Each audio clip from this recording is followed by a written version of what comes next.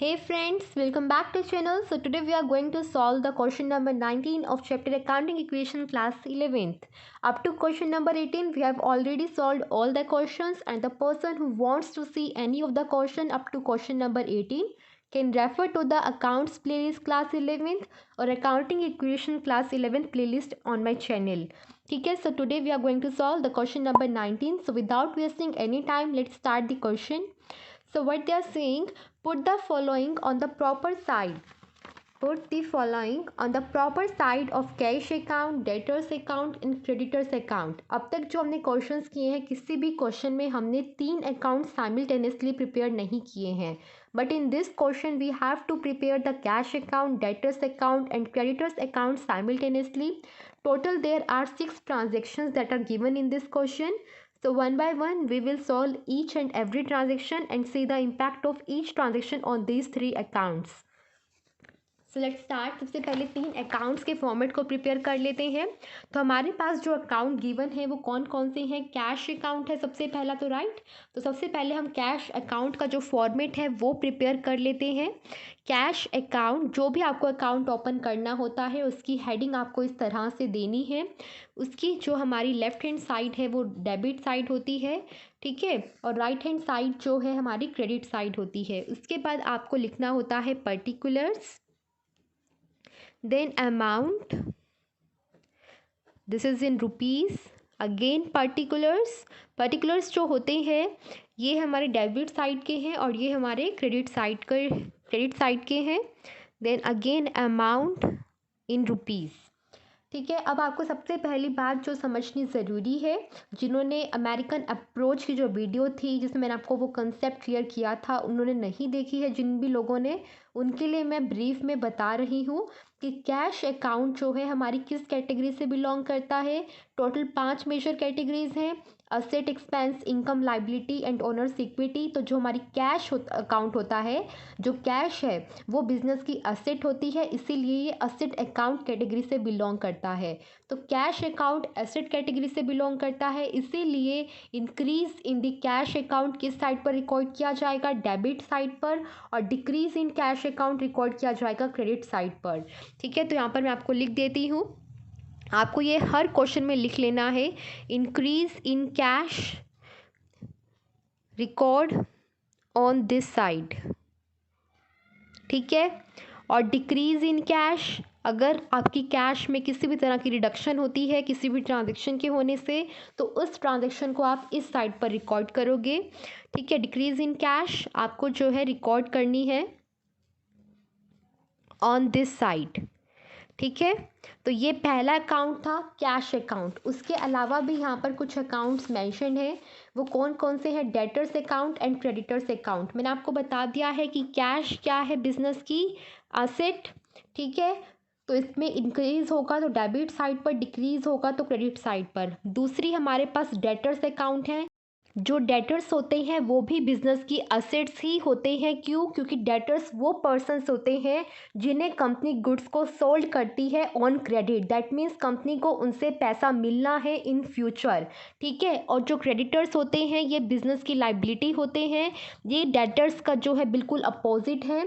Creditors कौन होते हैं? ये वो पर्सन्स होते हैं जिनसे कंपनी ने गुड्स को परचेज किया है ऑन क्रेडिट. ठीक है. अगर कंपनी गुड्स को सोल्ड करती है ऑन क्रेडिट तो कंपनी के डेटर्स इंक्रीज होते हैं जिनसे कंपनी को पैसा मिलना है, और अगर कंपनी क्रेडिट पर परचेज करती है तो उससे कंपनी के क्रेडिटर्स इंक्रीज होते हैं जिनको कंपनी ने इन फ्यूचर पे करना है. ठीक है. तो ये हमारे पास टोटल 3 अकाउंट्स हैं क्वेश्चन में गिवन. कैश अकाउंट का फॉर्मेट मैंने आपको प्रिपेयर करके दिखा दिया है. अब हम डेटर और क्रेडिटर अकाउंट का फॉर्मेट भी प्रिपेयर कर लेते हैं, उसके बाद ट्रांजेक्शन्स को देखते हैं. ठीक है. तो सबसे पहले अब हमें क्या करना है, डेटर और क्रेडिटर अकाउंट का जो फॉर्मेट है उसे प्रिपेयर करना है. तो let's prepare the format of debtor and creditor account. ठीक है. तो डेटर्स अकाउंट जो है हमारे पास, सबसे पहले हम उसका फॉर्मेट प्रिपेयर करेंगे. 1 second guys.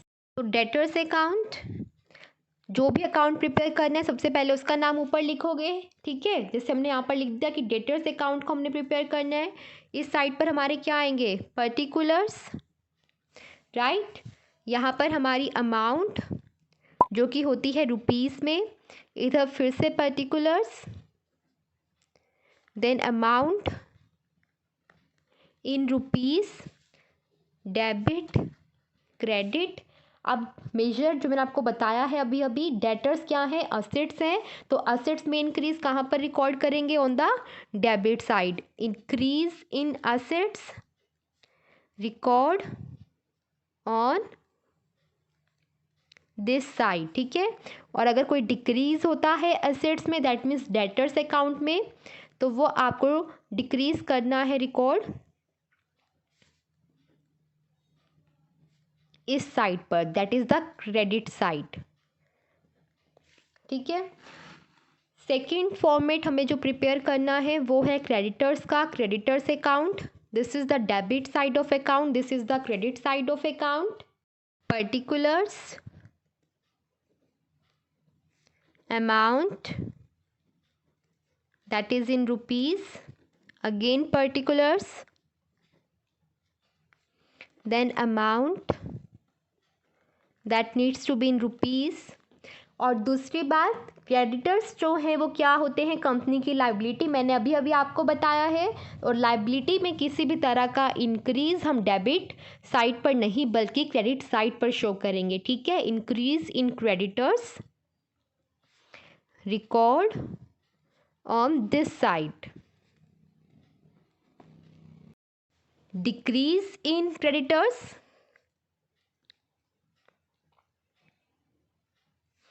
record on this side। ये कोई बड़ा कंसेप्ट नहीं है कि आप लोगों को कन्फ्यूजन होगा, ये बहुत ही सिंपल कंसेप्ट है। अगर आप लोगों ने अमेरिकन अप्रोच वाला जो मेरा वीडियो था जिसमें मैंने आपको बताया था उस अप्रोच का कंप्लीट कंसेप्ट और आपको एक निमोनिक भी बताया था उस कंसेप्ट को इजीली अंडरस्टैंड और लर्न करने के लिए, तो वो अगर आपने देखा है तो आई एम डैम श्योर कि आप लोगों को कोई भी डाउट नहीं होगा इन सारे क्वेश्चंस को सॉल्व करने में। देखो गाइज, जिन्होंने नहीं देखा है तो मेरी तरफ से रिकमेंडेशन यही रहेगी कि please do watch that particular video and the link of that video I will mention the description box also and in the I button also, ठीक है। तो अभी जो है मैं क्वेश्चन नंबर 19 पर ही फोकस कर रही हूँ, उस कंसेप्ट को दोबारा नहीं आपको बता सकती हूँ because that is a very detailed concept. आपको उस पर्टिकुलर वीडियो को ही रेफर करना पड़ेगा अगर आपका कंसेप्ट क्लियर नहीं है, ठीक है। तो मैंने आपको 3 अकाउंट्स जो है फॉर्मेट ही उनका जो है 3 अकाउंट्स का फॉर्मेट प्रिपेयर कर दिखा दिया है। First one is of the cash account, second is of the debtors and third one is of the creditors account. तो अब हम जो करने वाले हैं वो करने वाले हैं हर एक ट्रांजेक्शन के रिगार्डिंग एंट्री। तो सबसे पहले ट्रांजेक्शन जो हमारे पास गिवन है वो क्या है, सोल्ड गुड्स फॉर कैश ₹60,000। अब मुझे सीधी सी बात ये बता दीजिए कि ये जो एंट्री है वो इन तीनों में से किस किस अकाउंट को अफेक्ट करेगी।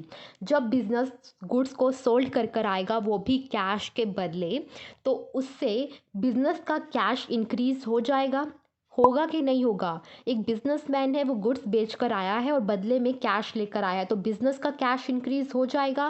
दैट मीन्स इससे इस एंट्री से क्या हुआ, बिजनेस का जो कैश है वो इंक्रीज हो गया है। पहले मैं सारी ट्रांजेक्शन्स आपको बता रही हूँ, उसके बाद सीधा हम एंट्री करते चलेंगे, ठीक है। इस ट्रांजेक्शन से क्या हुआ, कैश इंक्रीज हो गया और इसका डेटर्स या क्रेडिटर्स अकाउंट पर कोई इम्पैक्ट नहीं हुआ है। सेकेंड ट्रांजेक्शन है sold goods to Hari on credit.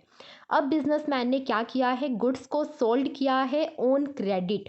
Mister हरी को बिजनेसमैन ने गुड्स को बेचा है और वो बेचा कैसे है, कैश के बदले नहीं बेचा, क्रेडिट पर बेचा है। तो जब बिजनेस गुड्स को सोल्ड करता है ऑन क्रेडिट तो उससे बिजनेस के जो डेटर्स होते हैं वो क्या हो जाते हैं, इंक्रीज हो जाते हैं। क्यों, क्योंकि डेटर्स वो पर्सन्स होते हैं जिनसे कंपनी को पैसा मिलना है इन फ्यूचर। तो जब कंपनी गुड्स को सोल्ड करेगी ऑन क्रेडिट टू समवन तो उससे कंपनी के जो डेटर्स हैं वो इंक्रीज हो जाएंगे, राइट, यही होगा ना।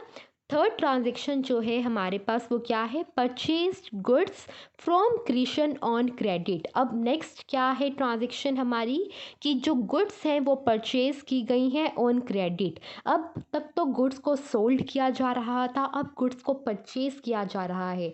और जब गुड्स को परचेज किया जाता है ऑन क्रेडिट स्पेसिफिकली, तो जो बिजनेस के क्रेडिटर्स होते हैं वो क्या हो जाते हैं, इंक्रीज हो जाते हैं, राइट।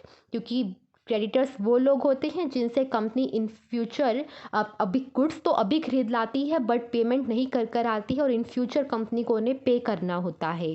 ठीक है। फोर्थ नंबर ट्रांजेक्शन क्या है? Purchase goods from Krishna for cash. अब बिजनेसमैन ने क्या किया है? गुड्स को खरीदा है कृष्ण से ऑन कैश, मतलब कि अभी तो वो क्रेडिट पर खरीदा था पिछली ट्रांजेक्शन में, इस ट्रांजेक्शन में उसने कैश के बदले गुड्स को खरीदा है। दैट मीन्स जो कैश है बिजनेस में से वो क्या हो जाएगी? रिड्यूस हो जाएगी, कम हो जाएगी, क्योंकि गुड्स बिजनेस में आ रही हैं और कैश बिजनेस में से जा रहा है। ठीक है। नेक्स्ट ट्रांजेक्शन क्या है? कैश रिसीव्ड फ्रॉम हरी ₹15,000। अब क्या हुआ? हरी जो बिजनेस का डेटर था उससे कंपनी को कितना पैसा रिसीव हो गया? 15,000। इससे दो जगह पर इम्पैक्ट होगा, दो अकाउंट्स यहाँ पर इम्पैक्ट होंगे। पहला कैश अकाउंट, क्योंकि जो हमारा कैश है वो इंक्रीज हो जाएगा, और दूसरा कंपनी के जो डेटर्स हैं जिनसे कंपनी को पैसा मिलना था वो कम हो जाएंगे क्योंकि उन्होंने पेमेंट कर दी है 15,000 की। ठीक है। नेक्स्ट ट्रांजेक्शन क्या है? Cash paid to Krishna ₹28,000।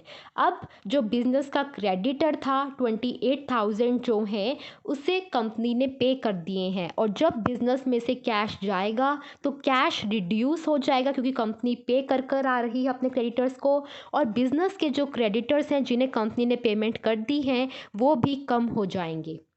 Right. तो ये जो है 6 ट्रांजेक्शन्स थी और इनका जो इम्पैक्ट हुआ वो भी मैंने आपको डिस्क्राइब कर दिया। अब बहुत ही इजी क्वेश्चन हो गया, हमने सिर्फ ये एंट्रीज पास करनी है इन आवर बुक्स। सबसे पहले डेटर्स और क्रेडिटर्स अकाउंट जो हमारे पास सामने ही स्क्रीन पर दिखाई दे रहा है उसमें हम सबसे पहले एंट्रीज पास कर लेते हैं। तो डेटर्स अकाउंट में सबसे पहली जो एंट्री है वो है सोल्ड गुड्स टू हरी। ठीक है। तो आप ये बताइए कि यहाँ पर क्या हुआ था? डेटर्स हमारे सेकंड ट्रांजेक्शन में इंक्रीज हुए थे ना, तो जो इंक्रीज है मैंने लिखा हुआ है किस साइड पर शो करते हैं? डेबिट साइड पर। तो यहाँ पर जो सेकंड ट्रांजेक्शन है सोल्ड गुड्स वाली, सोल्ड गुड्स टू हरी, ठीक है, तो ये हमारे पास इस साइड पर रिकॉर्ड कर लिया जाएगा।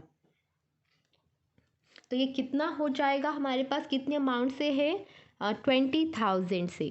ठीक है। 20,000 रुपीज़ की जो गुड्स हैं वो हरी को सोल्ड करी थी बिजनेस ने, इसीलिए इंक्रीज हुआ किसमें? डेटर्स अकाउंट में 20,000 से। सेकंड जो डेटर्स अकाउंट की कोई और ट्रांजेक्शन है साथ के साथ फटाफट देख लेते हैं। डेटर्स अकाउंट की डेटर्स अकाउंट को जो ट्रांजेक्शन इम्पैक्ट कर रही थी, एक थी सेकंड ट्रांजेक्शन और एक है हमारे पास fifth number transaction. Fifth number transaction में क्या हो रहा है? डेटर्स में रिडक्शन हो रही है। तो रिडक्शन हम किस साइड पर शो करते हैं? क्रेडिट साइड पर। तो क्रेडिट साइड पर जो है हम लिख देंगे फिफ्थ नंबर ट्रांजेक्शन है जिसमें हमें कैश रिसीव्ड हुआ है हमारे डेटर से। कैश रिसीव्ड फ्रॉम हरी। कितनी अमाउंट हमें रिसीव हुई है? ₹15,000। तो इस तरह से हमारा डेटर्स अकाउंट प्रिपेयर हो गया क्योंकि कोई और दूसरी ट्रांजेक्शन नहीं है जो कि हमारे डेटर्स अकाउंट को इम्पैक्ट कर रही है, सिर्फ सेकेंड ट्रांजेक्शन थी और फिफ्थ ट्रांजेक्शन्स थी। अब हम टोटल कर लेंगे क्योंकि कोई और ट्रांजेक्शन है ही नहीं। तो इस साइड का टोटल बन रहा है 20,000 और क्रेडिट साइड का टोटल बन रहा है 15,000। तो क्रेडिट साइड का जो टोटल है वो 5,000 से कम है, तो यहाँ पर हम इसे बैलेंस कर देंगे। ठीक है। तो अब देखिए दोनों साइड का जो टोटल है वो 20,000 और 20,000 ही हो गया है। तो डेटर्स अकाउंट हमने प्रिपेयर कर लिया, डेटर्स अकाउंट इज़ डन। अब बारी आती है क्रेडिटर्स अकाउंट की। अब देखते हैं कौन कौन सी ट्रांजेक्शन ने क्रेडिटर्स अकाउंट को इम्पैक्ट किया है। सबसे पहले तो थर्ड नंबर ट्रांजेक्शन है जिसमें हमने गुड्स को परचेज किया था on credit from Krishna. Creditors increase हुए हैं, सिंबल देख रहे हो ना, इंक्रीज और डिक्रीज के अलग अलग सिंबल्स मैंने लगा रखे हैं। तो इंक्रीज हुआ है क्रेडिटर्स में, तो इंक्रीज हम क्रेडिटर्स में किस साइड पर शो करते हैं? क्रेडिट साइड पर। तो फिफ्थ नंबर जो ट्रांजेक्शन है, सॉरी थर्ड नंबर जो ट्रांजेक्शन है जो हमारे क्रेडिटर्स अकाउंट को इम्पैक्ट कर रही है वो हम क्रेडिट साइड पर शो करेंगे। थर्ड नंबर ट्रांजेक्शन जो कि क्या है? Purchase goods from Krishna. Purchase goods from Krishna. कितने अमाउंट की गुड्स परचेज की गई हैं? 36,000। और कौन से अकाउंट को इम्पैक्ट कर रहा है? कौन सी ट्रांजेक्शन हमारे क्रेडिटर्स अकाउंट को इम्पैक्ट कर रही है? 6 नंबर ट्रांजेक्शन भी हमारे क्रेडिटर्स अकाउंट को इम्पैक्ट कर रही है ना। कैश पेड टू कृष्ण ₹28,000, इससे कंपनी के जो क्रेडिटर्स हैं वो रिड्यूस हो गए थे। ठीक है, कितने अमाउंट से रिड्यूस हो गए हैं? 28,000 से। 6 नंबर ट्रांजेक्शन है जिसमें क्या हुआ है, कंपनी ने क्रेडिटर्स को पेमेंट की है कितने रुपीज़ की? 28,000 की। ठीक है, तो यही दो ट्रांजेक्शन्स थी जिन्होंने क्रेडिटर्स अकाउंट को इम्पैक्ट किया था। अब फिर से हम टोटल कर लेंगे। टोटल में यहाँ पर आ रहा है 28,000 और यहाँ पर टोटल में हमारे पास आ रहा है 36,000। ठीक है, तो हमारे पास हमें दिखाई दे रहा है कि डेबिट साइड पर जो है हमें बैलेंस करने की ज़रूरत है। ठीक है, तो अब हम बैलेंस कर देंगे तो जो डिफरेंस है 8,000 का उसे हम शो कर देंगे ऑन द डेबिट साइड पर। ठीक है, तो अब हमारे पास आप देख सकते हो जो टोटल है वो इक्वल आएगा। 28,000 प्लस 8,000 इज इक्वल टू 36,000 और यहाँ पर भी हमारे पास आ जाएगा 36,000 और हमारे जो है क्रेडिटर्स अकाउंट भी हमने प्रिपेयर कर लिया। ठीक है, तो डेटर्स अकाउंट और क्रेडिटर्स अकाउंट हमने प्रिपेयर कर लिया है। मैंने कुछ भी नहीं किया गाइस, सिंपली सिर्फ और सिर्फ पहले तो पहचान की कि जो ये 3 अकाउंट्स हमने प्रिपेयर करने हैं ये किन मेजर कैटेगरी से बिलोंग करते हैं। उसके बाद मैंने देखा कि फॉर्मेट क्या रहेगा, इंक्रीज़ होगा तो किस साइड पर शो करेंगे इन अकाउंट्स में और डिक्रीज़ होगा तो किस साइड पर शो करेंगे, वो मैंने लिखा अपनी कन्वीनियंस के लिए। उसके बाद हर एक ट्रांजेक्शन के इम्पैक्ट को चेक किया कि अगर एक पर्टिकुलर ट्रांजेक्शन परफॉर्म हो रही है बिजनेस में तो ये किस अकाउंट को इम्पैक्ट कर रही है और उसके साथ ये भी देखा कि वो इंक्रीज़ करेगी उस अकाउंट में या रिडक्शन करेगी। ठीक है, वो सब मैंने यहाँ पर लिख लिया और उसके बाद अपनी कन्वीनियंस के अकॉर्डिंग मैंने एक एक अकाउंट प्रिपेयर कर लिया। जैसे सबसे पहले मैंने डेटर्स अकाउंट प्रिपेयर किया तो मैंने देखा कि जो डेटर्स अकाउंट है उसको सिर्फ 2 ट्रांजेक्शन से इम्पैक्ट कर रही है, second number transaction and the 5th number transaction. तो मैंने ये दोनों ट्रांजेक्शन अकाउंट में शो कर दी। उसके बाद क्रेडिटर्स अकाउंट प्रिपेयर किया। क्रेडिटर्स अकाउंट को जो ट्रांजेक्शन से इम्पैक्ट कर रही थी वो थी 3rd number transaction and 6th number transaction. तो इन दोनों ट्रांजेक्शन्स को मैंने शो कर दिया क्रेडिटर्स अकाउंट में। अब लास्ट जो हमारा रहता है वो रहता है कैश अकाउंट। तो अब हम प्रिपेयर कर देंगे अपना कैश अकाउंट। ठीक है, उसके बाद हमारा ये क्वेश्चन कंप्लीट हो जाएगा। तो कैश अकाउंट अब हमें प्रिपेयर करना है। कैश अकाउंट का फॉर्मेट तो हमने प्रिपेयर कर ही रखा है। अब हमें देखना है कि कैश अकाउंट को कौन कौन सी ट्रांजेक्शन्स इम्पैक्ट कर रही हैं। तो टोटल 4 ट्रांजेक्शन्स हैं जो हमारे कैश अकाउंट को इम्पैक्ट कर रही हैं। 1st number transaction, 4th, 5th and 6th। ठीक है, तो कैश में जो इंक्रीज़ कर रही हैं ट्रांजेक्शन्स वो है 1st नंबर ट्रांजेक्शन और इंक्रीज़ हमें पता है डेबिट साइड पर शो करना है। तो 1st नंबर ट्रांजेक्शन को सबसे पहले शो कर देते हैं जो कि क्या है, सोल्ड गुड्स फॉर कैश। तो इससे कंपनी का कैश इंक्रीज़ हो गया और कैश कितना इंक्रीज़ हुआ, ₹60,000। ठीक है, नेक्स्ट जो ट्रांजेक्शन है जो कैश को इम्पैक्ट कर रही है वो कौन सी ट्रांजेक्शन है, 4th number transaction, purchase goods from Krishna for cash. ठीक है, यहाँ पर हमारा कैश जो है वो रिड्यूस हो रहा है। ठीक है, रिडक्शन हो रही है कैश में, तो इसे हम किस साइड पर शो करेंगे, क्रेडिट साइड पर। ठीक है, तो 4th नंबर ट्रांजेक्शन कितने अमाउंट से कैश रिड्यूस कर रही है, 10,000 से। तो यहाँ पर हम क्या लिख देंगे, परचेज्ड गुड्स फ्रॉम कृष्ण। ठीक है, नेक्स्ट ट्रांजेक्शन जो इम्पैक्ट कर रही है कैश अकाउंट को, 5th and 6th number transaction. 5th transaction जो है हमारे पास ये कैश में इंक्रीज़ कर रही है, 6th नंबर ट्रांजेक्शन कैश में रिडक्शन कर रही है। तो 5th नंबर ट्रांजेक्शन यहाँ पर और 6th नंबर ट्रांजेक्शन यहाँ पर शो कर देंगे। इसकी अमाउंट है 15,000 और इसकी अमाउंट है हमारे पास 28,000। 5th नंबर ट्रांजेक्शन में हमें कैश रिसीव हुआ है। ठीक है, और यहाँ पर हमने कैश की पेमेंट की है, कैश में पेमेंट की है। ठीक है, तो इस तरह से हमारी ये जो ट्रांजेक्शन्स हैं ये रिकॉर्ड हो गई हैं। अब हमें सिर्फ और सिर्फ टोटल करना है और जिस साइड टोटल कम आता है उस साइड को बैलेंस करना है। तो 60 + 15 is equal to 75,000 and 10 + 28 is equal to 38,000। यहाँ पर बैलेंस कम है तो यहाँ पर हम क्या शो कर देंगे, जितने अमाउंट से हम बैलेंस कम है, टोटल कम है, उसको हम यहाँ पर शो कर देंगे। 75,000 - 38,000 इज इक्वल टू 37,000। ठीक है। 37,000 हमने यहाँ पर शो कर दिया। अब आप चेक कर सकते हो कि दोनों साइड का जो हमारा टोटल है वो इक्वल आ रहा है, दैट इज़ 75,000। तो इस तरह से हमने जो है कैश अकाउंट को भी प्रिपेयर कर लिया है। आई होप सो कि आपको ये क्वेश्चन समझ में आ गया है। ये पूरा का पूरा क्वेश्चन लेंथी ज़रूर था बट बिल्कुल भी डिफ़िकल्ट नहीं था। अगर आप ध्यान से समझते हो इस चीज़ को तो आपको ज़रूर क्लियर हो जाएगा। In case of any doubt guys please ask me in the comment section. और जिनको अमेरिकन अप्रोच का कंसेप्ट क्लियर नहीं है, मैं फिर से रिकमेंड कर रही हूँ कि please watch that video and the link of that is mention in the description box as well as in the I button. And thank you very much for watching this particular video. Bye bye.